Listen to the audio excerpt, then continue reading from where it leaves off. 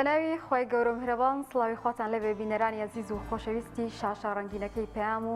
بینەرانی ئێمە لە هەر شوێنێک کە ئێستا بینەرمانن خۆی گەورە ڕۆژوو و تەقەت و عیبادەتی هەموو لایەک قبوڵکە هیوادارین ڕەمەزان بێتە مای خۆشی و ئارامی و ئاشتی بۆ کۆمەلگای ئێمە و بتوانین لەم مانگە پیرۆزەدا بە تەواوەتی بتوانین پەرستشەکانمان ئەنجام بدەین. خۆش بە حاڵم کە شەوانە لەگەڵ هاوکارانمان دەبینە میوانی ماڵەکانی ئێوە و کۆمەڵێ بڕگۆ بابەتمان بۆ ئامادەکردن و شەوانە پێشکەشتانی دەکەین لە بەرنامی مانگی من بە درێژایی مانگی ڕەمەزان. هیوادارین بینەری سەرجەم بەرنامەکان لەگەڵمانە. دەستخۆشۆن یاسڵاوتان لەبێت ئازان و خۆشەویستان دڵخۆشین جارێکی دیکە لە بەرنامەیەکی تایبەتی مانگی من هاتینەوە خزمەتان دەخوازین کە ئەمڕۆژ بڕگۆ بابەتەکانمان جێگەی سوود و ڕەزامەندی ئێوەی ئازیز بووبێت وەروەها عیبادەت و پەرستشەکانتان قبول بێت ئینشاءڵڵا. ئازان و خۆشەویستان لەو تۆرانی کە پێشکەش بە ئێوەی ئازیزی دەکەین ئەم شەوان تەوەری یەکەم باز لەوە دەکەین کە کێن ئەو کەسانەی بەخشراون کە بە ڕۆژوو نەبن و لە مانگی پیرۆزی ڕەمەزاندا کەسانێکن کە ناتوانن بە ڕۆژوو بن و لەبەر کۆمەڵێک عوزری شەرعی ئێمە وەگشتی لەو تەورێماندا باز لەوە دەکەین کە بزانین ئەو کەسانە کێن ئایا بە چ هۆکارێک و چه بەڵگەیەکی شەرعی هەیە بۆ ئەو کەسانەی کە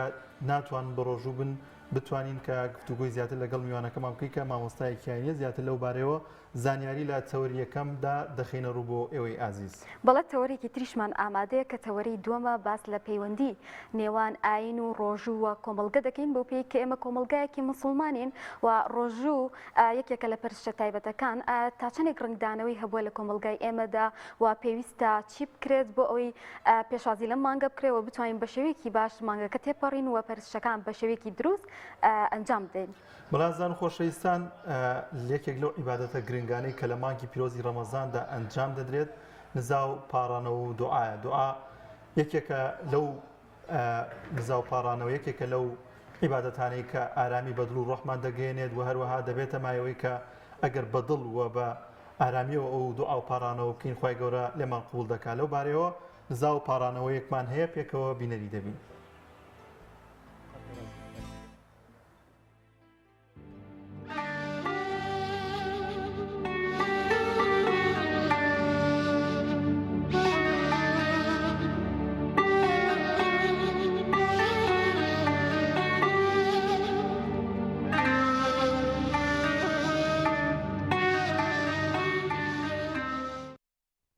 هەموو مڵکی خودای هەمومان بۆ لای خوددا دەگەڕێینەوە. ربنا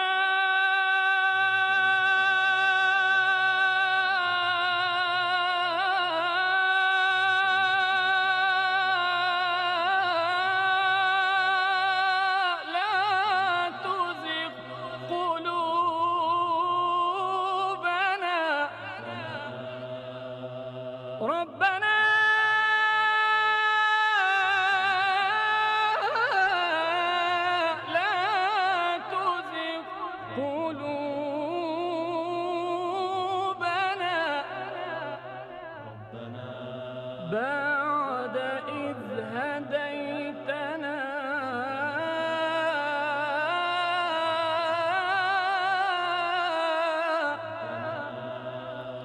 وهب لنا من لدنك رحمة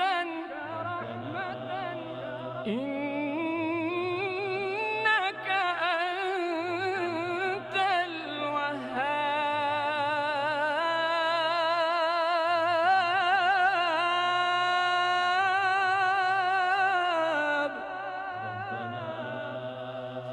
ربنا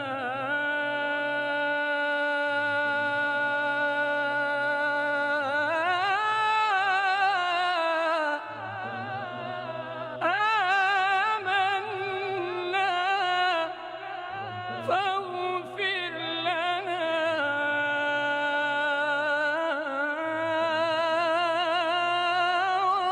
وارحمنا.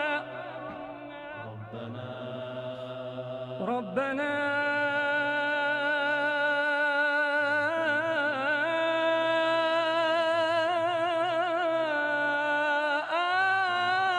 آمنا فاغفر لنا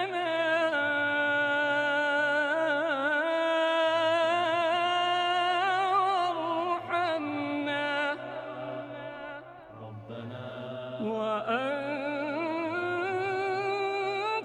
خير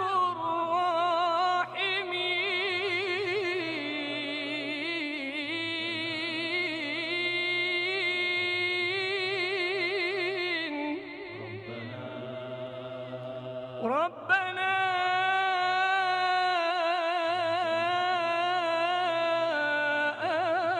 آتنا من لدنك رحمة ربنا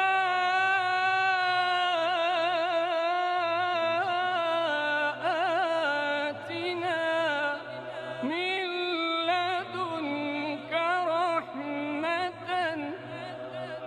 وهيئ لنا من أمرنا رشدا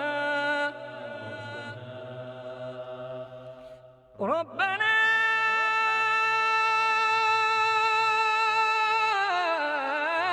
أفرغ علينا صبرا ربنا أفرغ علينا صبرا وثبت أقدامنا وانصرنا على القوم الكافرين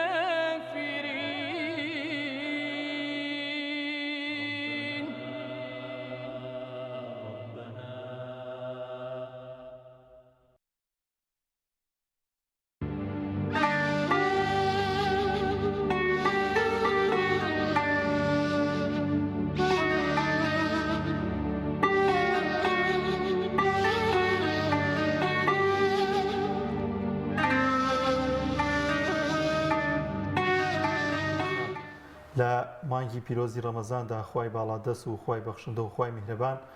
کۆمەڵێک کەسانیش هەن کە لێی خۆشبوون و یاخود بەخشراون بەوەی کە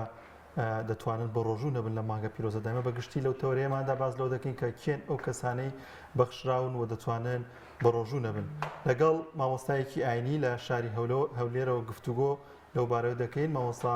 ئیدریس سوچی مامۆستا گیانسڵاوی خوا لێبێت و سپاس بۆم دەرفەتە. سلاوی خوا لە جەنابتان موفق بن ئینشاءڵڵا. من سامی سورچیم دۆست و عەزیزی مامۆستا ئیدریس سورچیم. بەڵێ گیان زۆر سپاس مامۆستاگیان. ئەگەر باز لەو بکەین لە زۆرێک لە بابەتەکاندا بابەتاینەکاندا خوای گەورە ڕێگەی داوە بە کەسانێک کە کۆمەڵی عیبادەت ئەنجام دەدەن. یەکێک لەوانە مانگی پیرۆزی ڕەمەزانە. ئەو کەسانە کێن کە بەخشراون لەوەی کە بە ڕۆژوو نەبن لە مانگی پیرۆزی ڕەمەزانداوە ئەگەر لە ڕوانگەی قورآنی پیرۆز وە فەرمودەکانی پێغەمبەری عەزیز مادوودی خوای لەسەر بێ گفتوگۆی لەسەر بکەین و باسی بکەین.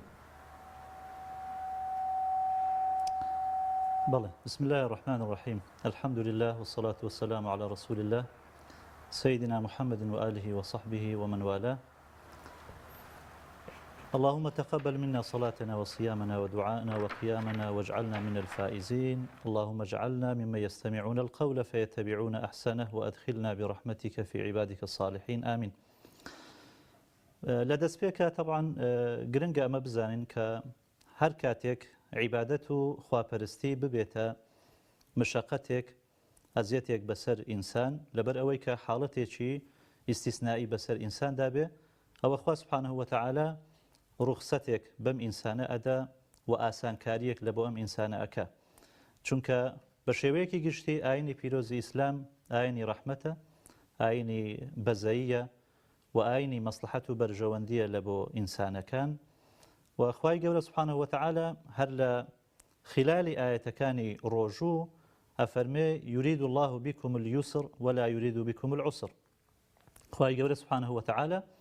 ئاسانکاری لە بۆ ئێوە ئەوێ زەحمەتی لە ئێوە ناوێ. کەواتە هەر شتێک لەبەر حاڵەتێکی ئیستیسنایی مشەقەت لە بۆ ئینسان دروست بکە، عیبادەتێک مشەقەت لە بۆ ئینسان دروست بکە، ئیسلام ڕوخسەتی پێ ئەدا. هەندێک لە عیبادەتەکانمان هەیە کە ڕوخسەتەکە بێتە تەخفیف. بۆ نمونە ئینسان کە ئەچیتە سەفەر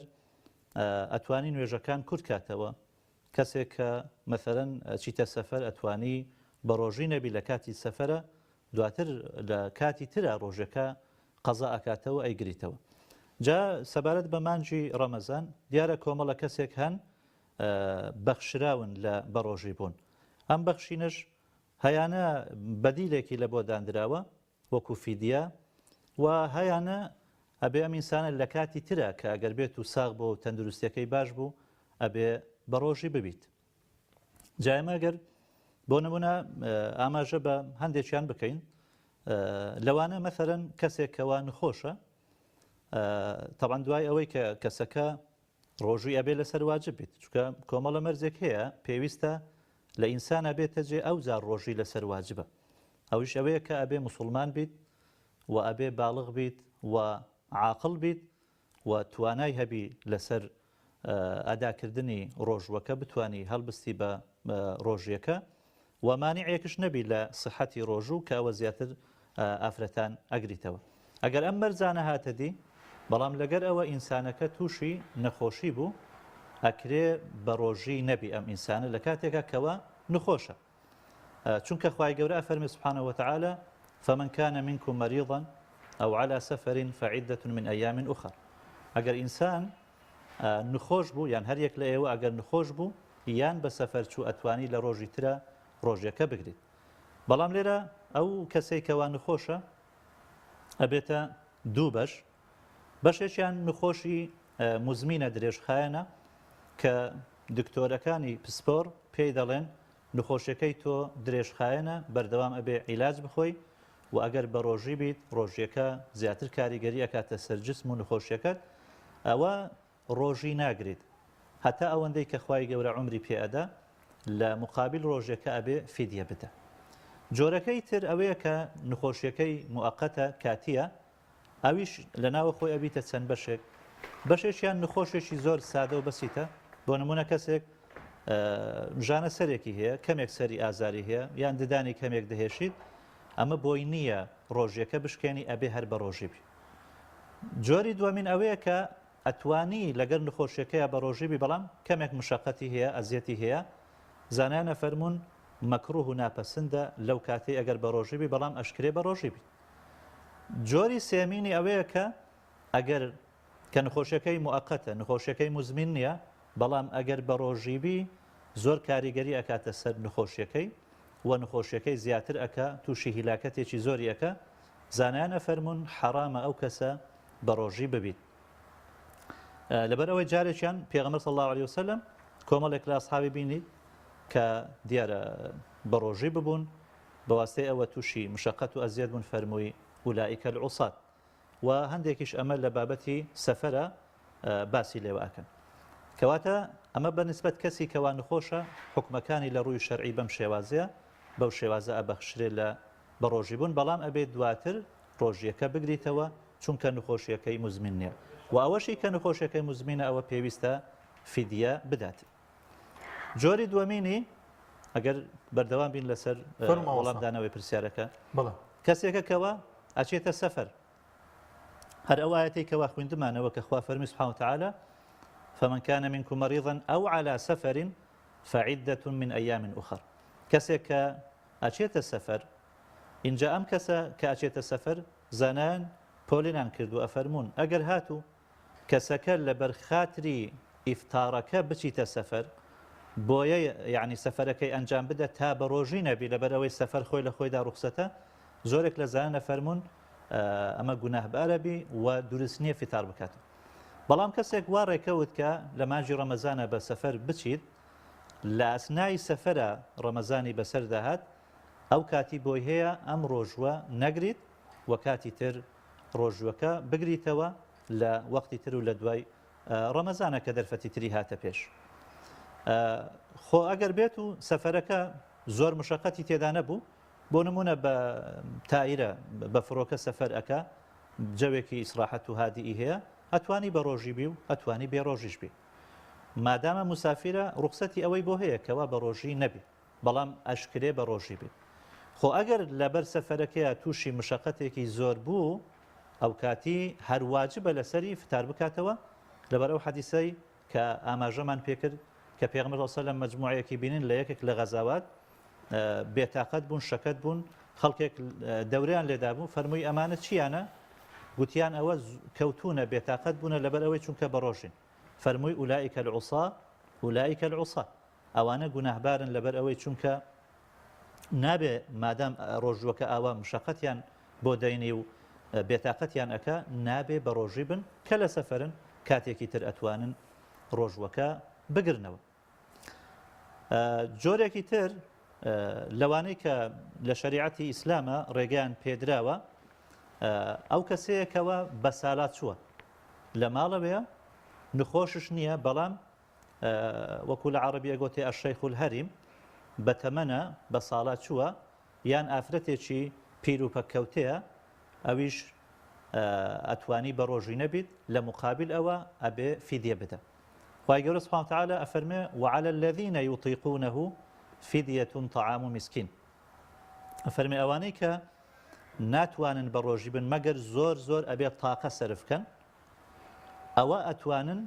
بە ڕۆژی نەبن لە مقابل ئەوە زۆر باش طعام مسكين ئەبێ فیدیە بدەنە کەسی فەقیر و هەژەر. کەواتە مامۆستا چەندێک گرنگە ئەمە دەتەواو بکەم مامۆستا چەندێک گرنگە کە ئەوەندە تەواو بکەم ئیبن عەباس خوا لە ڕازی بێ فەرمێ هەر ئەمەشیان مەبەستی پێکەسی بە تەمەن و بە ساڵات چووە. بەڵێ مامۆستا چەندێک گرنگە کە ئێمە پرسوڕا بە کەسانی شارەزا و مامۆستایانی ئاینی بکەین واتە کاتێک ڕەنگە ڕوبەڕووی کۆمەڵێک باردۆغ بینەوە زانیاریمان زۆر لەسەر نەبێ هەر بەنمونە کاتێک دایکێک شیر دەدا بە مناڵەکەی لەو کاتەیە زۆر گومانی بۆ دروستە بێ کە ئایا بە ڕۆژە بوون یا خۆت بە ڕۆژوو نەبم بۆیە کە زۆر گرنگە علی تا چەندێک کە ئێمە بگەڕینەوە بەلای مامۆستایانی ئاینی و ئەوان ڕێنمونیمان کەن. طبعا هەر واجبە ئێمە ئەگەر بۆ ژیانی دنیای خۆمان ئێمە زۆر جار وا دەڵێن یعنی ئەگەر کەسێک بیەوێ بۆ نمونە شتێک بکڕیت هەچی پرسیار لەو کەسانەکە کەوا پسپۆرن لەو بابەتە ئەگەر هەتا مەسەلەی خواردن ئەگەر بیەوێ بچی لە مەطعامێکە نان بخوا پرسیارەکە ئەرێ کام مەطعام خواردنەکەی خاوێن و پاکە هەتا بچم لەوێ نانەکەی بخۆم یان ئەگەر مەسەرەن بیەوێ سەردانی دکتۆرێک بکە ڕاستەوخۆ ناچی لە بۆ لای دکتۆرەکە بەڵکو پرسیار ئەکە کام دکتۆر باشە اینجا ئەچی لە بۆ لای پزیشکەکە دەی بە هەمان شێوە لە بۆ مەسائلە دینیەکە زۆر زۆر گرنگترە لەبەر ئەوەی ئەوانەی پێش و ئاماژەمان پێکردن هەمووی ڕەبتی بە ژیانی دنیاوە هەیە بەڵام مەسائلی دینەکە ڕەبتی بە دنیاشمان و قیامەتیشمان وهەیە بۆیە زۆر زیاتر پێویسترە کە ئێمە هەر عیبادەت و خواپەرستیەک ئەکەین پێشی ئەنجامدانی بەرچاومان ڕووناکبی و لێی شارەزابین خوای پەروەردگارە فەرمێ سبحانه وتعالى فاسألوا أهل الذكر إن كنتم لا تعلمون أبي برسال لأهل علم وأهل اختصاص بكن أجر إيوة نازان ديار أهل اختصاصش لبو مسائل دين علماء زانان أبي برسال لوانا بكن جاءوا مسائلانيك لبو روجش كاندون أوانية واقعي هندك زار پێویستی هەم بە پرسیارکردنە لە مامۆستای ئاینی و هەم پێویستیشی بە پرسیارکردنە لە پزیشک و لە دکتۆرەکان ئێمە هەندێک لەو مەسائلانە کە فتوا ئەدەین فتوایەکە بەرمەبنای قسەی دکتۆر و پزیشکێکە یعنی مەثەرەن کەسێکەوە نخۆشە ئێمە نازانین زۆر ئایا نخۆشیەکەی لە چ ئاستێکە تا چ ڕادێک مشەقەت لە بۆی دروستەکە ئەگە بە ڕۆژیبی بۆیە ئەبێت دکتۆرێکی موسڵمان و دیندار بڵێ ئەم نخۆشیە ئەگەر بە ڕۆژی بوو پیاوەکە یان ئافرەتەکە لەگەری نخۆشیەکەی زیاترەبی ئەو کاتی فتوا ئەدرێت کە بە ڕۆژی نەبی نەک لە خۆمانەوە ئێمە فتوا بدەین و نەک دکتۆریش بەتەنها خۆی ناتوانانی فتوا بدە بەڵکو بە هەماهەنگی لەگەر یەکتر ئەو فتوایەکی تەندروست بدەین مامۆستا کەسانێکن کە لە ئێستادا جیاوازیەک لە سەفەرکردن لە سەردەمانی زوو لە سەردەمانی هاوڵانی پێغەمبەر و پێغەمبەری عەزیزمان دوردی خوای لەسەر بێ لە ئێستادا زۆرێک لە زانایان یاخود زۆرێک لە شارەزایانی ئاینی باز لەوە دەکەن کە سەفەرکردن لە ئێستادا ئاسانتر بۆتەوە ئەو کەسە تا دەگاتەوە شوێنە فێنکەرەوەی هەیە لەنێو ئۆتۆمبیلەکەیدا ئایا ئەگەر هەر بە ڕۆژوو نەبێت دەزانێت خۆی کە ناڕەحەت نەبوو بۆی ئەم سەفەرەیەوە ئایا ئەگەر بە ڕۆژوو نەبێت هیچ گوناهبار نابێت لەو بارەیەوە کاتێک کە بزانێت کە ماندوو نەبوو لەو سەفەرەیدا بەڵێ زانایان طبعا لێرە جیاوازی ئەکەن لە بینی عیلەت و لە بینی حکمەتە یعنی ئەگەر کەسێک ئەچیتە سەفەر ئەم ڕوخسەتانەی کە پێی دراون لە مەسەلەی کورتکردنەوەی نوێژە لە مەسەلەی بەڕۆژووی نەبوونە ئایا حکمەتەکە مشەقەتە یاخود سەفەرە طبعا زانایان لە نەتیجە بڕیاریان لەسەر ئەوە داوە کە عیلەتەکە سەفەرە وعیلەتەکە قەتعی مەسافەیە هەر کاتێک ئەم ئینسانە ئەو مەسافەی بڕی بۆ نمونە لە مەذهبی ئیمامی شافعی رضی الله عنه ورحمه الله کە 80 کیلۆمەتریان سەروی 80 کیلۆمەتری بڕی ئەو ئینسانە بۆی هەیە نوێژەکانی کورت کاتەوە نوێژەکانی جەمع بکە بۆی هەیە بە ڕۆژی نەبی جا ماندی بووی بی یاخود ماندی نەبووی بی لەبەر ئەوەی ئەگەر ئێمە بیبەستینەوە بە مشەقەت و بە ئەزیەت شتەکەمان لێ تێکەڵ ئەبی چونکە هەندێک سەفەر هەیە بەڵێ مشەقەتی تێدایە هەندێک سەفەر هەیە مشەقەتی تێدا نیە و بەنسبەت کەسەکان ئەگۆڕێ لەوانەیە هەندێک کەس تەحملی زیاتر بی ئەزیەت کەم ببینی هەندێکی تر بە ئەدنا سەفەر لەوانەیە تووشی کێشە بیت یان تووشی مشەقەت بی هەتا ئەگەر بە فڕۆکەش سەفەر بکە بۆیە لێرە عیلەتەکە قەتعی مەسافەیە هەر کاتێک ئەو مەسافەی بڕی ئەتوانی نوێژەکانی کورتکاتەوە و ئەتوانی بە ڕۆژی نەبیت. مامۆستا کۆمەڵێک کەسمان هەن کە ڕۆژیان لەسەر بەخشراوەواتە بەخشراو لەوەی کە ڕۆژەکە بگرن هەر بنمونە کاتێک کەسێک بەتەمەن بێ یاخود کەسێک بنەخۆش بێ یاخود دایکێک بێ کە شیر با بە مناڵەکەی ئەگەر هاتووم کەسانە هەر بە ڕۆژوو بن سەرڕای ئەوەی کە پێیان وترا کە ئەتوان بە ڕۆژوو نەبوون و عوترەکان مەقبولە ئەمە لە ڕووی شەرعیەوە ئەمانە گوناحبار ئەبن یا ئەوە تا زۆر ئاسایی و ئەتوان ڕۆژەکەی خۆیان بگرن و ئەجر و پاداشتی ئەو ڕۆژۆ ئەو مانگیان بۆ حساب ئەبێت. نەخێر ئەو کەسە کە بێتاقەتە زۆر شەکەتە ئەگەر بزانی بە ڕۆژوەکە زیاتر هیلاکەبی یان نخۆشەکەی زیاتر ئەبیت ئەگەر بە ڕۆژیبی گوناحی پێەکە لەبەرەوەی ئێمە وەکو موسڵمان ئەبێ ئەم عقیدە و بیر و باوەڕەمان هەبی ئێمە بۆچی خواپەرستی ئەنجامەدەین چونکە خوای گەورە سوبحانەهو وتەعالە داوای لە ئێمە کردووە کە هەر ئەمرێک داوایەکمان لێیەکە ئەوەمان بۆ هەیە برێن سەمیعنا و ئەطعنا خوایە گوێبیستی ئەمرەکەتە بین و تاعات و گوێڕایلیت ئەکەین لە کاتێکی شاخوا سوبحانەهو وتەعالە پێمان ئەفەرمێ ئەو عیبادەتە مەکەن لەبەر ئەوەی کە نخۆشی لەبەر ئەوەی کە هیلاک و شەکەتی ئەبێ بە هەمان شێوە ئەمرەکەی وەربگرین خوای گەورە چۆن پێی خۆشە ئێمە عەزایمەکان وەربگرین ئاواش پێی خۆشە ڕوخسەتەکان وەربگرین و دواتر ئێمە ساحیبی جسمی خۆمان نین ئێمە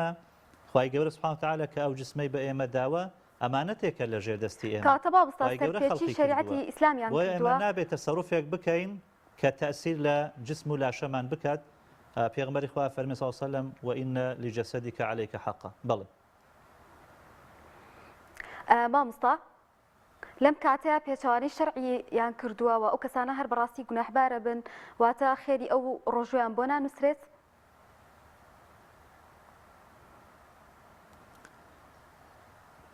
ئەو کەسێک کە نخۆشە ئەگەر بێت و بە ڕۆژی بیت با ڕۆژەکەی دروستە لە ڕووی شەرعیەوە ڕۆژەکەی بەتاڵ نابی بەڵام ئێمە دەبی حساب لەوە بکەین ئایا چۆن ئێمە خێرمان زیاتر بەدەستەکە وەکو ئاماژەمان پێکرد ئەگەر نخۆشیەکە ئاسایی بوو ئەتوانی بە ڕۆژی بیت بەڵام ئەگەر نخۆشیەکە لەگەر بە ڕۆژی بوونە نخۆشیەکە زیاتر ئەبوو زیاتر هیلاکی ئەکرد ئەو کاتی بەڵێ گوناحی ئەگاتێ لەبەر ئەوەی چونکە بە ڕۆژی بووە بەڵام خودی ڕۆژەکە عیبادەتێکی صحیحە عیبادەتێکی درستە و ئەبێ ئێمە ئەم حەدیثەی پێغەمبەریش لەبەر چاومان بی صلی الله علیه وسلم کە بەڕاستی مژدەیەکی زۆر خۆشە ئەفەرمێ إذا سافر العبد أو مرض كتب له مثل ما كان صحيحا مقيما ئەگەر ئینسان سەفەری کرد یان ئەگەر ئینسان نخۆش بوو خوای پەروەردیگار بەقەدەر ئەو حاڵەتەی کە لە ماڵەوەیە ئەو حاڵەتەی کە صحیح و تەندروستە چەندە عیبادەتی کردووە و چەندە خێر و پاداشتی لە بۆ تۆمار کراوە و نووسراوە کاتێکیش سەفەر ئەکا با عیبادەتەکەش ئەنجام نەدا ئەوەندە خێرەی لە بۆ ئەنووسرێ کاتێک کە نخۆش ئەبی ئەوەندە خێرەی پێ ئەگا ئیذەن ئەم ئینسانە بۆچی بە ڕۆژی ئەبی مادام عوزری هەیە و مادام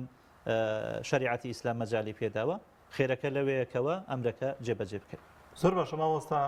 ئەگەر کۆمەڵێک زانیاریشمان بێتێ لەسەر فیدیە کێنە و کەسانەی کە دەبێت فیدیە بدەن و فیدیە خۆی لە چی پێک دێت واتای چییە؟ بەڵێ طبعا لە مەوزوعی ڕۆژوە دوو مستەڵەح هەن یعنی گرنگە لێکیان جیا بکەینەوە یەکیان فیدیە ئەوی تر کەفارەتە فیدیە بەو خواردنە ئەگۆترێ کە لە جیاتی ئەوەی دەدرێت لە بەدەلی با بڵێن ڕۆژووە بۆ نمونە کەسێکی بە ساڵات چووە یان ئافرەتێکی بە تەمەنە کە بە ڕۆژوو نابی فیدیای لەسرە ئەوە ئەبێ خواردن ببەخشیت تقریبا نزیکەی 600 غرامێکەکە لە خواردن ئێستا زیاتر لیژنەی فتووا بە پارە هەژماریەکە بەڵام تا ئێستا دیارە لیژنەکە دانەنیشتووە ساڵی پار وابزانم بە فیدەکە 3000 بوو ئەم ساڵە بێت چاوەڕێ بکەین ئایا چەندە کە مقابلی خۆراکەکە پارە دەستنیشان ئەکرێ اینجا ئەوەی کە مەثەرەن بۆ نمونە گوتمان بە ساڵات چووە ئەمە فیدیە ئەدا و ئەوەی کە نخۆشی مزمینە بەردەوامە نخۆشیەکەی ئەویش هەر فیدیە ئەدا و ئافرەتێک کە حامیلە یاخود مرضیعە ینی شیردەرە یان حەملی هەیە ئەویش فیدیە ئەدا طبعا ئارایی جیاوازی تێدا هەیە لە بینی عولەما لە مەذهەبی ئیمامی شافعی ئەفەرمێ ئەگەر ئافرەتەکە لەبەر خاتری مناڵەکە یان لەبەر شیردانەکە بە ڕۆژی نابی ئەمە دەبی ڕۆژەکەی قەزا بکاتەوە ئەبێ فیدێش بدە بەڵام ئەگەر لەبەر خودی خۆی بیت ئەو کاتی تەنها قەزاکردنەوەی لەسرە فیدیەی لەسەر نییە ئەمانە چەند حاڵەتێکن کە فیدیان لەسەر واجبە بەڵام مەسەلەی کەفارەت ئەوە تەنها بۆ کەسێکە کە لە مانجی ڕەمەزانە لە ڕۆژەکەی کە زەواجی کردووە لەگەر هاوسەرەکەی جیماع بکە ڕۆژەکەی بەوە بەتاڵ بکاتەوە ئەمە تەڵان گوناحێکی کەبیرەیە و ئەبێ ڕۆژەکە قەزا بکاتەوە و هەروەها ئەبێ ئەم ئینسانە کەفارەتیش بدە کەفارەتەکە ئێستا حالی حاضر ئەوە سوپاس بخوا عابد نییە کە ئازادی بکەن ئەوەیە کە دوو مانگان ئەبێ بە ڕۆژی بیان ئەوە تا بێ 6 فەقیر نان بدات مامۆستا وەک ئاماژەت پێدا لە پێشترە ئەو کەسانی کە بەخشراون هەندێک لەو کەسانە پێویست دەکات ڕۆژەکان بگرنەوە ئایا لە چ کاتێکا دەتوان ڕۆژەکانیان بگرنەوە و ئەگەر هات و ڕەمەزانێکی تر بەسەر ڕۆژەکەیانە ڕۆی ئایا ئەمە حکمی ئەمە چۆن دەبێ ئەگەر ڕوونکردنەوەیەکمان لەبارەی ئەوە بۆ بدەی ڕەنگە زۆر کەسێک ئەو گرفتیان بۆ هەبوو بێ و نەیانتوانی بێ وەڵامێکی ڕاست وەرگرن بەڵێ ئەوەی کە باسمان کرد کە عوزری هەیە معذورە ئەوە مەجالێکی باشی پێدراوە لە خلالی ئەم ساڵە تا ڕەمەزانی ئایندە ئەتوانی ڕۆژێکە بگریتەوە بەو مەرجە یعنی کە تەندروستی باشبی بۆ نمونە مەثەرەن کەسێکە کە مسافرە کە هاتەوە لە دوای ڕەمەزان تا ڕەمەزانی ئایندە ئەتوانی ڕۆژەکانی بگریتەوە و نخۆشەکە ئەگەر چابوو بە هەمان شێوە ئافرەتەکە کە حەملی هەیە یاخود شیر ئەداتە منداڵی پاشی ئەمە ئەتوانی ڕۆژەکە بگریتەوە بە مەرجێک نەگاتەوە ڕەمەزانی ئایندە ساڵی ئایندە بەڵام ئەگەر گەیشتەوە ساڵی ئایندە و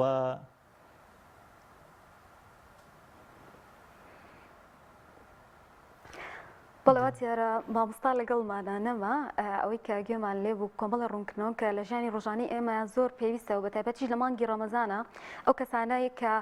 بەخشراون لەوە پێویستەکە پرس بە کەسانی شارەزا بکەن هەر لە خۆمانەوە بڕیار نەدەین بۆ ئەوەی خێر و گەورەی ئەم مانگەمان بنسی بێ و بتوانین بە شێوەیەکی زۆر باش ڕەمەزان بگرین و هەروەها ئەو کەسانشی کە نەخۆشن کاکدانیار ینی ئەگەر عزلێکیان هەبێ ئەو خۆی گەورە ڕێی پێداون مامۆستاش ئاماژەی بۆ کردووە کە گوناحبار نابن بەڵکو ئەم کەسانە ڕێیان پێدراوە و خۆی گەورە ئەجر و پاداشتیان بۆ نووسێت چونکە لە دڵەوە ویسیانە ڕۆژەکە بگرن مامۆستاژەر ئاماژی بەوە کرد کە هەندێک جار خۆی گەورە زۆر پێی خۆشەکە ڕوخسەتەکانی جێبەجێ بکەی بۆی کە ڕوخسەتی پێدای لە سەفەرە لەوەی کە نەخۆشی بە ڕۆژوو نەبیت یاخود دەچیتە سەفەر نوێژەکان بە قەسر و جەمە بکەیت ئەم جۆرە ڕوخسەتانە خۆی گەورە زۆری پێخۆشە ئەنجامی بدەیت بەڵازان و خۆشەویستان دیارە مامۆستا سامی سوورچی لەگەڵماندا نەما ناوبڕێکمان هەیە و دەگەڕێنەوەلاتە پێم وابێ ڤیتێکمان هەیە لەسەر زیادبوونی خواست لەسەر خورما کۆمەڵێک سوودی تەندروستی ئێجگار گەورەی هەیە کە پسپۆرانی تەندروستی و پزیشکان هەمیشە بەردەوام باز لەوە دەکەن کە بەدەل لە ڕەمەزانی لە ڕۆژانی دیکەشدا خورما بخۆی بۆی کە سوودێکی تایبەتی دەبێت بەڵام بێهودە نییە کە پێغەمبەری عەزیزمان دوودی خوای لەسەر بێت ئاماژەی بەوە کردووە لە کاتی ڕۆژ و شکاندندا بە خورما ڕۆژشکێن چەند ڕۆژی ڕابردوودا من راپۆرتێکم خوێندەوە لەسەرەوەی کە مرۆڤ کە بە ڕۆژوو دەبێت شەکر لە جەستەیدا نامێنێت بۆیە ئەو خورمایە کە دەیخوا لە سەدا هەفتای شەکری تێدایە دەبێتەوەی کە سوود بە جەستەی بگەێنێت لەو بارەوە زانیاریەکمان هەیە و راپۆرتێکمان هەیە کە ئاوکارانمان بۆیان ئامادە کردوین و ئەو فرۆشیارەش کە خورماکە دەفرۆشێت کۆمەڵێک زانیاری لەسەر خورما باز دەکات پێکەوە بینەری دەبین.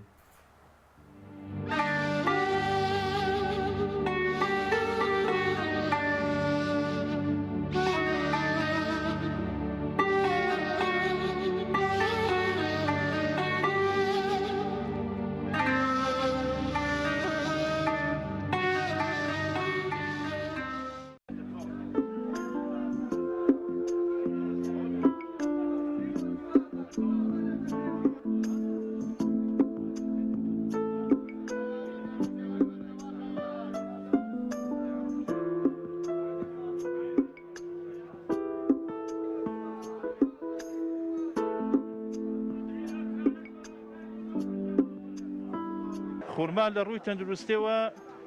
36 سوودی هەیە با پێ دەڵێم وەکو شیرینەکانی تر نیە وەکو لوقم و مەسەڵێن پاقلا و ئەمانە 36 سوودی هەیە بۆ بنیادەما بە پێچەوانی شیرینەکان و سوودی هەیە ئەوەکانتە زەرەریان هەیە بەس خورما سوودی هەیە 36 سوودی هەیە کە من لە کەتەلۆکای خۆم خێنیومەتەوە تەمەن لە مانگی ڕەمەزانە زیاتر خورما سەرفە بێ کابرا با پێ دەڵێمە چونکە لەبەرەوەی خواستی زیاترە خورما لە مانگی ڕەمەزانە خواستی لەسەر زیاترە.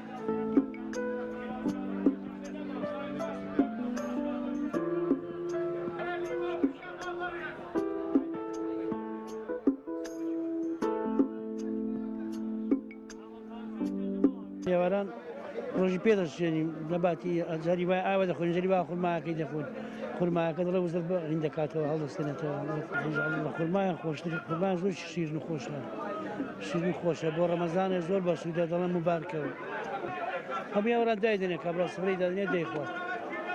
ڕۆژ پێ دەشت ئەمە بەدەریت کە ڕاستە و خورد بۆ خورمای هاتووە خورما زۆر جوانە پێ لێ ئێوارم لێ کڕیوە زۆر خۆشە بۆ خورمای هاتوومەوە.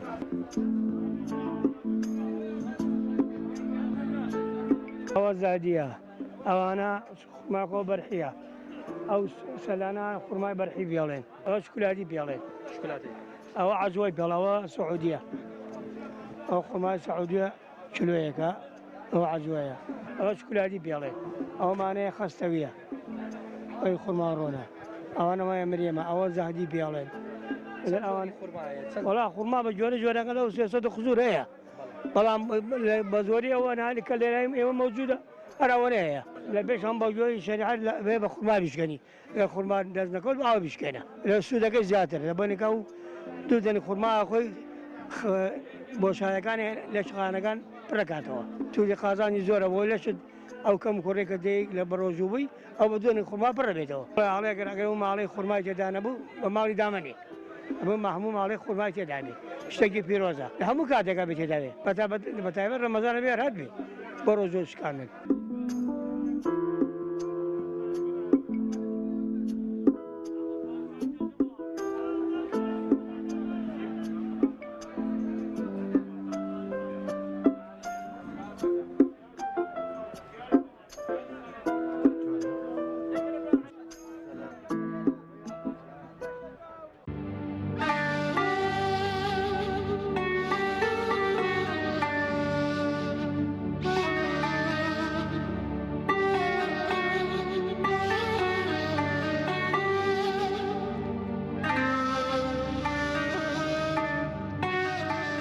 خۆشەویستان لەگەڵتان بەردەوامین و تەوەرێکی ترمان بۆ ئامادە کردوون کە تەوەری دۆمی ئەم شەومانە باز لە بابەتێکی گرنگ دەکەین ئەویش ئاین و ڕۆژوو کۆمەلگایە پەیوەندی نێوان ئەمانە چییە؟ ئێمە خۆشبەختانە هەر کۆمەلگای کوردەواری هەر لە کۆنەوە کۆمەلگایەک بووین کە پەرستەکانمان ئەنجام داوە و ئاینی ئیسلاممان تێدا بووە و هەمیشە پەرستەکانمان ئەنجام دانەوە و توانیمە لەسەر ئەو ڕێچکەی ئاینی ئیسلامی پیرۆز بڕۆین. بۆ ئەمڕۆ ئەمانەیە تا چەندێک ئەم شتانە پەیوەندی بەیەکەوە هەیە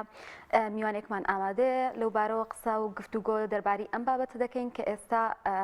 زۆر بەڕێز ئیبراهیم حاجیمان لەگەڵا لە هەڵەبجەوە کۆمەڵناسە. سڵاوت لێبێت. مامۆستا سڵاوت لێبێت گوێت لە دەنگمانە. سڵاو ڕێز و خۆشەویستیم بۆ جەنابتان بۆ مامۆستا دەتوانین بڵێن منیش سڵاو ڕێزم بۆ جەنابتان بۆ ئامادەکارانی بەرنامە. سپاس بۆ ئامادەبوونە. مامۆستا ئەگەر بۆ پرسیارە دەست پێ بکەین ئایا توانین جۆرە چەندێک بەکاربێنین کە بڵێن ڕەمەزانی کوردەواری وەک چۆن ئێمە کۆمەلگای کوردەواری هەر لە کۆنەوە کۆمەڵە کولتور عادەتمان هەبوو ڕەنگە جیاواز لە نەتەوەکانی تر بووبین لەگەڵ ئەوەشدا هەر وابەستی ئاینی ئیسلام بووین و پەرستەکانمان ئەنجام داوە و هەر لە مناڵیەوە فێری بنەمە ئاینیەکان کراوین. ئایا بەڕای تۆ چی پەیوەندیێک بەمانەوە هەیە؟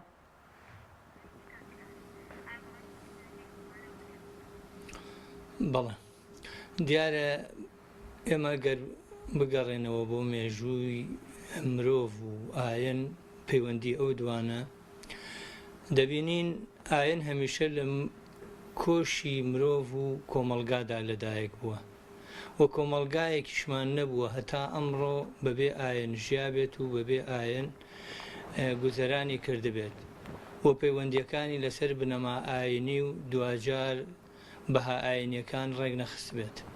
کۆمەلگای کوردیش یەکێکە لەو کۆمەلگایانەی کە بە درێژایی مێژوو لەگەڵ ئایندا دەسوپەنجەی نەرم کردووە و لەگەڵ یا هاتووە و دوجار کاتێ تەماشای پێک هاتە بەهای و کۆمەڵایەتەکەی دەکەین نەسەقێکی گرنگ لە بنەما و پێکهاتی کۆمەڵایەتی کوردەواری پێک دەهێنێت و بەشێکی گرنگ لە ڕوح و گیانی کۆمەڵگەی کوردەواری. زۆر باشە ماوەستا ئەگەر باز لەوە بکەین چی بکرێت بۆی کە بنەماکانی ئاین یاخود ئەو فەرزانی کە لە ئایندا هەن بە تایبەت لە ئاینی پیرۆزی ڕەمەزان لە ئاینی پیرۆزی ئیسلامدا و مانگی ڕەمەزانمان هەیە لە مانگەدا تەبایی نێو کۆمەلگا تا چەند گرنگە تا چەند وا بکەین کە ئەوەی کە خوای گەورە پێی بەخشین ئەو دڵ ئارامی ئەو بەخشندەی کە بەسەر زەویدا لە مانگی ڕەمەزاندا زیاتر بەخشی دەکات تا چەند ببێتە ئەوەی کە نێوانی تاکانی کۆمەلگا تەبایی و ئاشتی تێدا بەرقەرار بکرێت.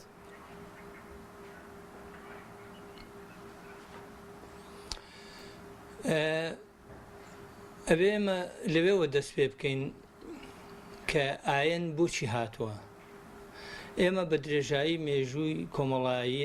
مێژووی کۆمەڵایەتی کۆمەلگاکان تەماشا بکەین دەبینین ئاین هەمیشە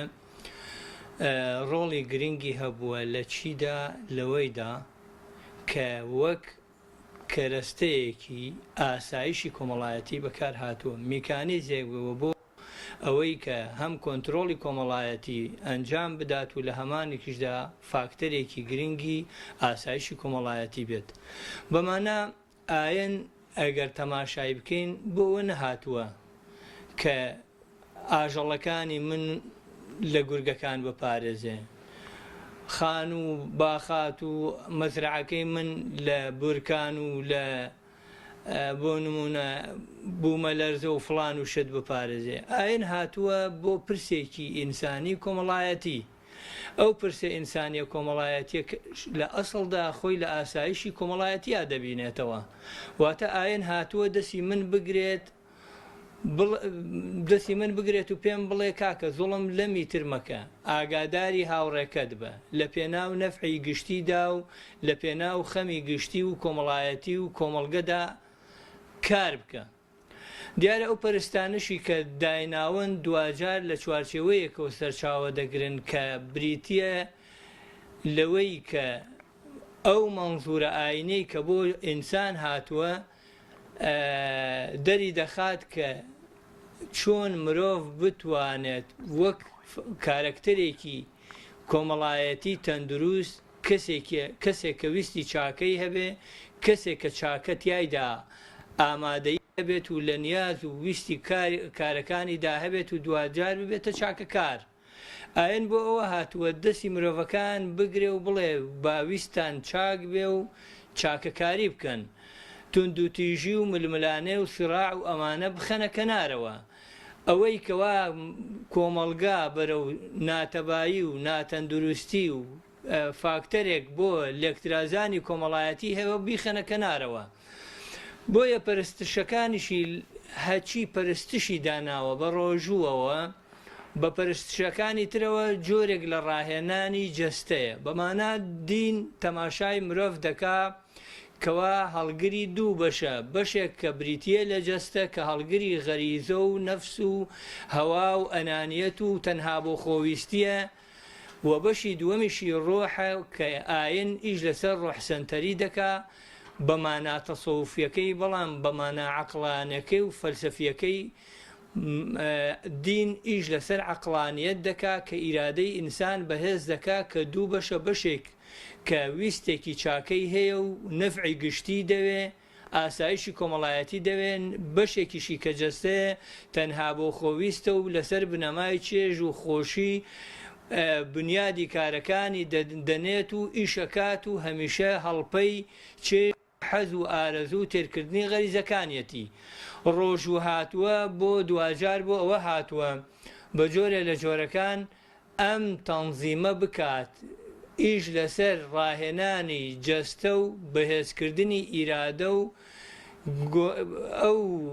فاکتەرە ڕۆحیانەی کە ویستی چاکەیە لەوێەوە بگوێزێتەوە و تەطبیقی کا بە مل جەستەدا. کەواتە مامۆستا ڕۆژوو داواکاریەکی ئاینیە لە مرۆڤ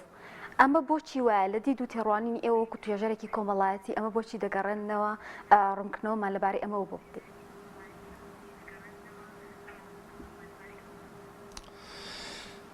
ڕاستە هەمیشە ئاینەکان لەو مەنزورەوە تەماشای مرۆڤیان کردووە کە خاوەنی جەستەیەکە ئەم جەستەیە ئەگەر کۆنتڕۆڵ نەکرێت ئەگەر نەخرێتە ژێر ڕاهێنان و جۆرێ لە کۆنتڕۆڵکردنەوە ضەبت بکرێت ئەم جەستەیە دوجار زیانی بۆ کێبێت بۆ دەرەوەی خۆی دەبێت تۆ تەماشاکە ئەمڕۆ هەر لە چواردۆری خۆمانەوە تەماشاکەین ئەو دەرگایە بۆچی دروست کراوە ئەو دیوارە بۆچی دروست کراوە ئەو حەوشەیە بۆچی دروست کراوە ئەو بۆ نمونە کۆنتڕۆڵی سیارە و ئەمانە تەماشاکەین ئەوە بۆ پاراستنی ئەو شتانەیە لە دەستی مرۆڤ کەواتە بۆ خۆی مرۆڤ ئەگەر تەماشای بکەی لە مرۆوە بە شوێن حەز و غەریزە و ویستە جەستەیەکانیا بگەڕێ مرۆڤ کائینێکی شەرەنگێزە کائینێک کە تەنها بۆ خۆی شتی دەوێت کائینێک کە تەنها دەیەوێت لە هەمووی بهێنێتەوە بۆ خۆی و تەنها بۆ خۆی ببێ بۆ خۆی شتەکان بخوا بۆ خۆی شتەکان کۆنتڕۆڵ بکە بۆ خۆی شتەکان داگیر بکە تەنها بۆ خۆی شتێکە لە ناو غەریزەکاندا ئامادە هەیە و حب التەمەلک و حب الجا و پێگەویستی و ئەم شتانە هەن دین بۆ نمونە کاتێ ڕۆژووی هێناوە پێی وایە دەبێ ڕۆح سنتەر بێ ئەم ڕۆحە ویستی چاکە و نیازی چاکە کە نەفعی گشتی لەلایە بۆ یەکانە پیاوە ئاینیەکان و کەسایەتی ئاینیەکان زۆر جوان بۆ ئەم بابەتە ڕۆشتوون و وتویانە یەکێک لەوانە ئەگەر شعرێکی بابا ڕەسوڵی بێدەنی بهێنم ئەفەرمێ پیاوی عالم دائما نەفعی عمومی مەطلبە جاهل و نەفامە تەنها هەر بۆ خۆی تەدبیرەکە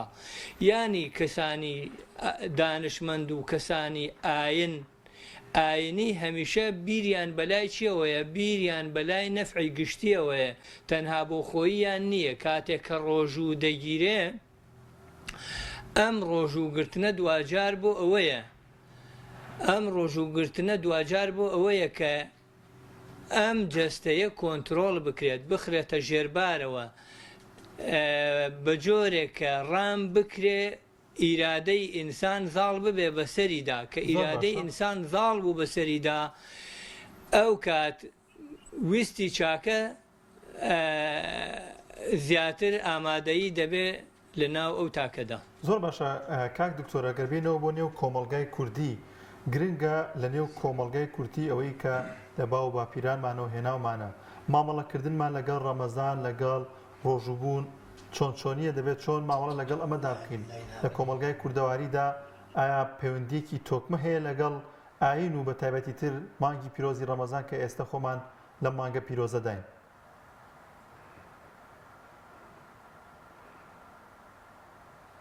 بەڵێ وەگوتم ئاین نەسەقێکی گرنگی کۆمەلگای کوردەواریە و بەشێکە لە ڕوحی ئەو کۆمەلگایە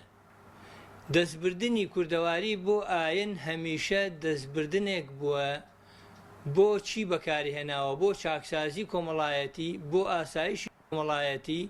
بۆ ئەوەی لە توندوتیژی و چەوسانەوە ڕزگاری بکات تەنانەت چونکە کۆمەلگای ئێمە تەماشاکەین کۆمەلگایەکی چەوساوە بووە کۆمەلگایەک بووە بەردەوام لەژێر زوڵم و ستەمی چواردەور و دەوڵەتانی سەردەس و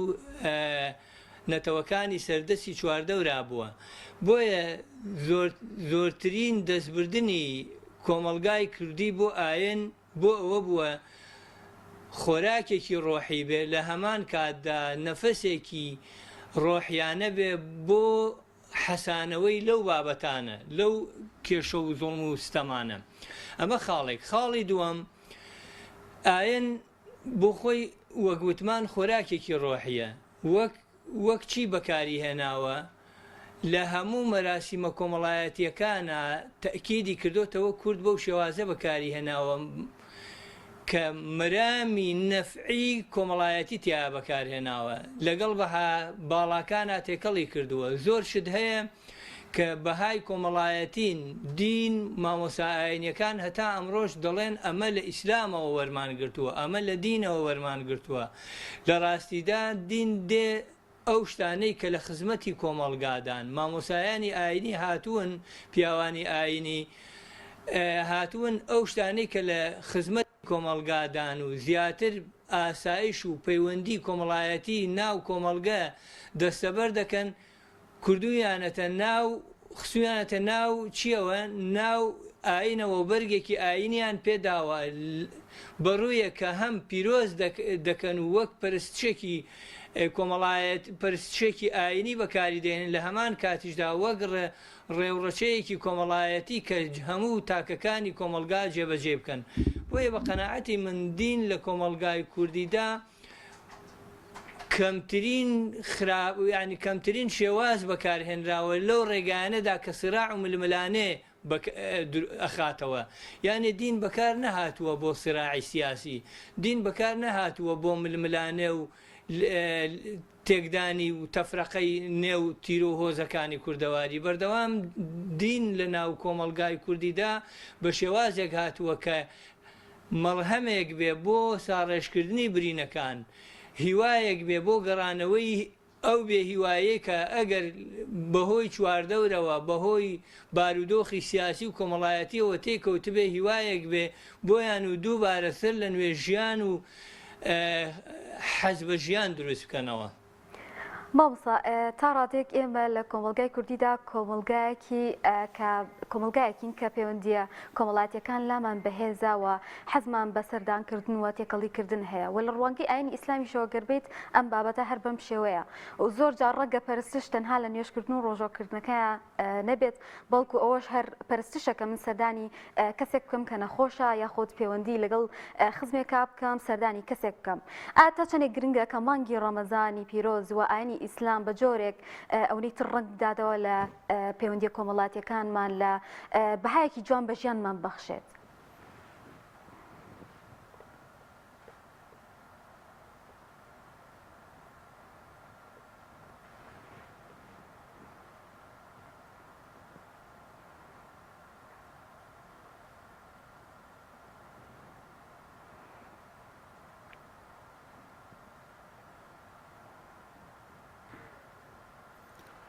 دیارە دکتۆر ئیبراهیم پێویستی دەنگی ئێمە نیە، وەک دکتۆر ئاماژەی بەوە کرد کە پەیوەندیەکی تۆکمە هەیە لە نێو کۆمەلگای کوردەواری و ئاین و پەرستشە ئاینیەکان. کۆمەلگای کوردەواری لە دێر زەمانەوە هەر ئەو کاتێک کە ئاین پیرۆزی ئیسلام هاتوۆتە ئەو ناوچەیە و گونجانی هەبوو لەگەڵ ئەو ناوچەیە، زانیویانە کە ئەم ئاینە ئاینێکی پیرۆزە، ئاینێکە دەبێتە هۆکاری ئەوەی کە تەبای نێو کۆمەلگا بپارێزرێت و دەبێتە هۆکاریەوەی کە ئاشتەوای لە نێو کۆمەلگادا بەرقەرار بێت. لە نێو کۆمەلگای کوردەواریدا بە جیاواز لە زۆری لە کۆمەلگاکانی دیکە خۆشبەختانە تاکەکانی ئەم کۆمەلگایە زیاتر پابندن بە بنەماکانی ئاینی پیرۆزی ئیسلام و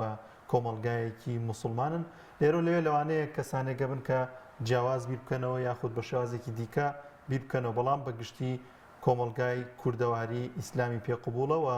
زۆرێک لە بنەماکانی ئاینی پیرۆزی ئیسلام جێبەجێ دەکات و ئەم پێکەوە ژیانە، ئەم تەباییە، ئەم ئارامیەی زیاتر لە مانگی پیرۆزی ڕەمەزاندا دەیبینین. ئەو گەرم و گوڕەی لە نێوان کۆمەلگا و لە نێوان تاکەکاندا هەیە، لە مانگی پیرۆزی ڕەمەزاندا زیاتر بەرچاوە و زیاتر دەبینێت و بە تایبەتی تر بابەتێک کە زۆر گرنگە بەخشینە کە لەم مانگە پیرۆزەدا زۆرێک لە تاکەکانی کۆمەلگای کوردەواری بەدەم کەسانی هەژار و لێ قۆماوە دەچنەک لە مانگی پیرۆزی ڕەمەزان لە زۆرێک لە کارەسات و ئەو بابەتانی کە بەسەر کووردا هاتووە هەمیشە پێکەوە هاوکار و هاوکاری یەک و تەبای یەکتر بوون کە ئەمەش گرنگێکی ئەو تۆی هەیە. دیارە ئەمەش هەر ئاینی پیرۆزی ئیسلام ئەوەی کردو لەو تاکانی کۆمەلگا کە لە نێوان یەکتردا بتوان کۆمەکی و هاوکاری یەکتر ببن و بەخشندەوەی میهرەبانی لە نێوان ئەم تاکانەدا ڕووبدات. بڵێ کاکدانیان ئەمێ ئاماژە بۆ بم کە ئاین لە دەوڵەت هەرگیز جا ناکرێتەوە هەر لە دێر زەمانەوە ئێمە کۆمەلگای کورداواری لەسەر ئاینی پیرۆزی ئیسلام بووین بۆیە پێم خۆشە ینی ڕەمەزان دەرفەتێک بێ بۆ ئەوەی کە سەردانی کەسە نزیکەکانمان بکەین و ئەگەر لێکی عاجز بووبین دەست پێشخەری بکەین ئاش بووینەوەەوە ببێ بە ئارامی بۆ دڵ و دەروونمان واتە ئەو پەرستشانەی کە کردومانە لە ڕفتارمان لە کردارمان ڕنگ بداتەوە چونکە هەر ئەوەش خێرە ینی بۆ نمونە ئەگەر من لەگەڵ دراوسێکم باش بووم ڕۆیەکی خۆش بە لەگەڵ براکەمە هەبێ ئەوە ئەمان هەمووی جۆرێکە لە پەرستش جۆرێکە لە خێر و پاداش بۆ ئێمە موسڵمان و زیاتر دەستکراوە بینوە ئەو بەخشانی کە لە پێش مانگی ڕەمەزانە بووە لە مانگی ڕەمەزانە بە زیاتر ببەخشین وەک زۆر جار دەبین لە مانگی ڕەمەزاندا زیاتر زەکات دەدرێت زیاتر ئاور لە مناڵانی بێباوک دەدرێتەوە کە ئەمە بنەمایەکی زۆر جوانینە و کوردەواریە واتە هەمیشە لەر خەمی ئەویان کە ئێمە تەنانەت ئەگەر دراوسێکی خۆشمان بێ خەمی لێ بخۆین و دەستمان پێوانەوە بێواتە ئەگەر سفرەی من پڕ بێ ئەوە بێ سفرەی ئەویش پڕ بێت و بێکەوە نانێکی ڕۆژوانە بکەینەوە و بێکەوە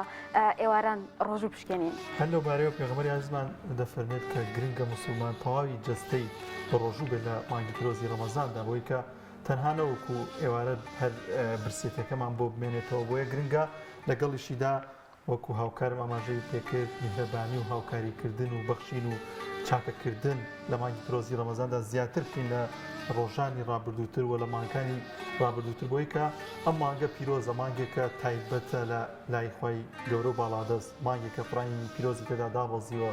مانگێکە مانگی لێخۆشبوونە بۆیە گرنگە هەمومان کاتێکە بە ڕۆژوو دەبین تەواوی دەستەمان بە ڕۆژوو بێت و خۆمان بپارێزین لە زۆرێک لەو خراپەکارانی کە ئەگەر ڕۆژانی تر ئەنجاممان دابێت لە مانگەدا ئاگاداری بین و ڕێز لە مانگە پیرۆزە بگرین و زیاتر هاوکاری و تەبایی لە نێو کۆمەلگادا بچێنین هەر کەسا و لە لای خۆیەوە ئەگەر هاوکاری و تەبایی و ئارامی ببەخشێتەوە دڵنیای کە کۆمەلگایەکی تەندروست و کۆمەلگایەکی ئارام بەرقەرار دەبێت. بەڵێ ڕۆژوو حکمەتی زۆرێک لەو حکمەتانە ئەوەیە کە تەندروستیەکی باشە بۆ ئێمە موسڵمان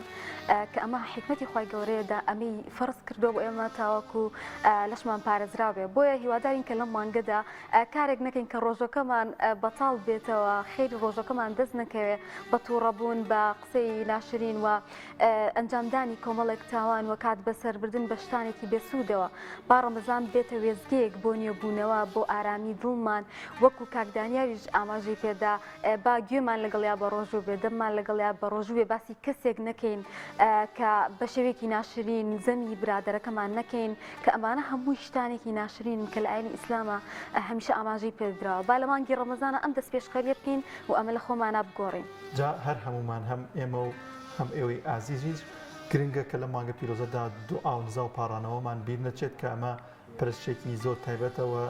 ئێوەش ئێمە لە دوعای خێر بێبەش نەکەن بەردەوام دوعای خێرمان بۆ بکەن. بڵازان و خۆشەویستان پێم وابێت ڤیدیۆکمان هەیە گەر هاوکارمان بزانین ڤیدیۆکە دەربارەی قورئان خوێندن هاوکارانمان بۆیان ئامادەکرد با بێکەوە بینەری ئەو ڤیدیۆ بێت.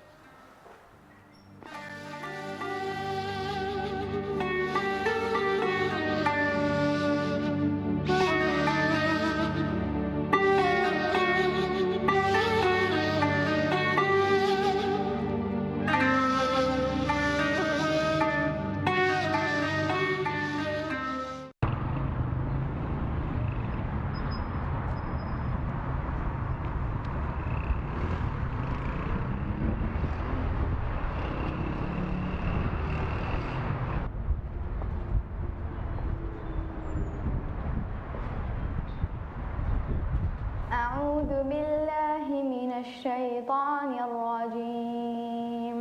بسم الله الرحمن الرحيم ألف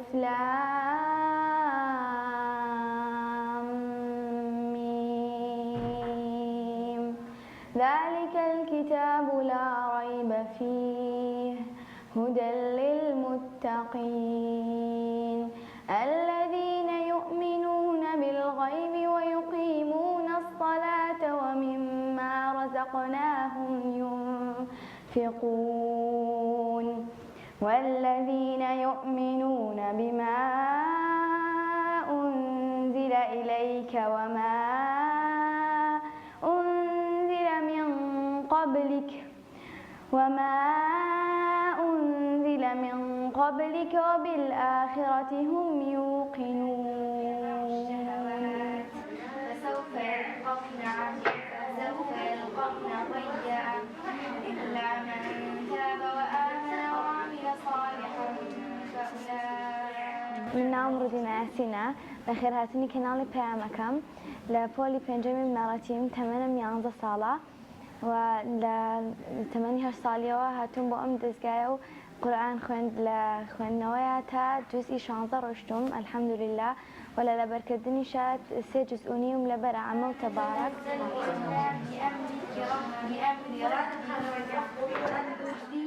إبراهيم وإسرائيل وممن هدينا واجتبينا زۆر سپاسی خی گەوراکەم کە بەهرەیەکی باشی پێبەخشیوم و سپاسی دایک و باوکمەکەم کە هەندەرم بوون و سپاسی مامۆستاکانەکە مامۆستا شاتی و مامۆستا لەنیا کە مامۆستا لەنیا حیفظەکەی پێکردوم لەبەرکردوم و مامۆستا شاتوش ئێستا قراءەتم پێڵێت و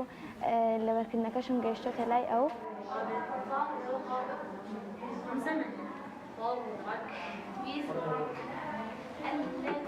دایک و باوکم هاوکار من و خۆشم خۆمێکم قورئانەکەم مەخوێنمەوە بە قەڵەم قورئانیش قارئەکە بۆ مەخوێنێتەوە خۆشمم دوایێڵەمە بەڵێ چەند جار بە هاوڕەکانم وتووە بێن بۆ ئێرە چونکە ئێرە شوێنی قورئان خوێندنەوە لێرە ڕەوشتە بەرزە بێت لەناو خەڵکە زیاتر دەرەکەوێت جانب الطور الأيمن وقربناه نجيا هەستێکی زۆر خۆشم بەدەبەخشێت و هیوادارم کە لە دوڕۆژدا بم بە حافظ قورئان هەموو قورئان لەبەرکەم ئەگەر کاتێک مەجالم زۆرتر بۆ زۆرتر لەبەرەکەم و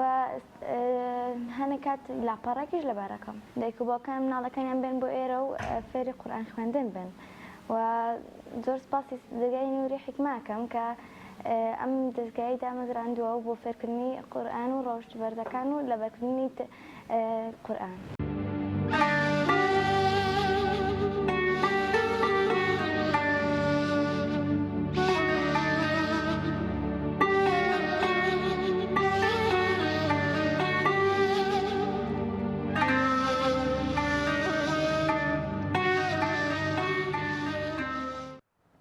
بەڵێ خۆشەویستانەوەی بینیتان ڤیدیۆک بوو لەگەڵ خاتونێکی بچووکە کە قورئان دەخوێنێ ڕەنگە منداڵە لە تەمەنێکی بچووکەوە نەتوانن پەرشتەکان بکەن و بە ڕۆژوو بنە مانگی پیرۆزی ڕەمەزانە بەڵام زۆر گرنگە کە لە ناوەندە قورئانیەکاندا فێری زانستەکانی قورئان بن و بتوان لە مانگە پیرۆزەدا